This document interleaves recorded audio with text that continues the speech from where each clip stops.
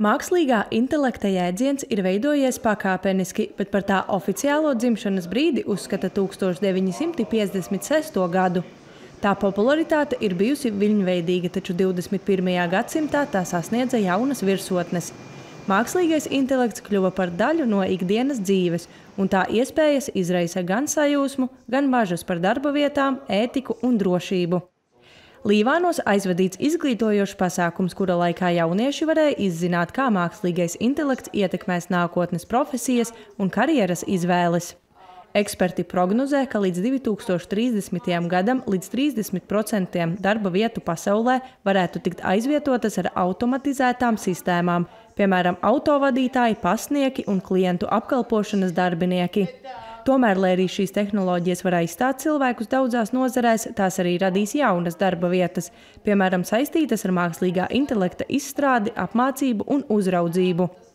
Tāpat jauniešiem tika uzdots jautājums, vai mākslīgais intelekts degradē sabiedrību. Ja to neuzraudzīs un nepārvaldīs, tad tas var radīt nopietnas sociālās un ētiskās problēmas.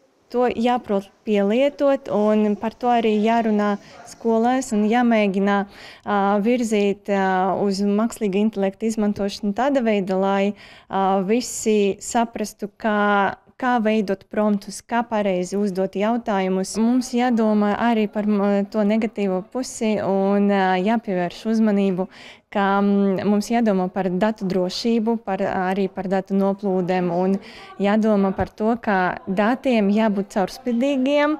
Sabiedrībā pastāv bažas par mākslīgā intelekta izmantošanu skolēnu vidū, īpaši attiecībā uz uzdevumu izpildīšanu.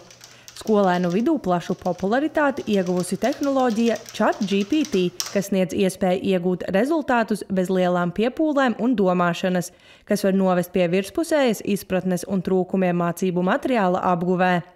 Turklāt ir bažas par to, ka šādi rīki var mazināt kritisko domāšanu un problēmu risināšanas prasmes. Es izmantoju mācībās, vai vienreiz izmantoju pārbaudas darbos. Tur vairāk ChatGPT var uzzināt vairāk par mācībām. Es lietoju viņu mājas darbu pildīšanā, arī sagatavošanās kontrolu darbiem. Es vairāk uzzinu teorijas, izmantoju mācīšanās nolūkos, un tāpēc es domāju, ka viņš palīdz. Bet dažos gadījumos varbūt arī traucē.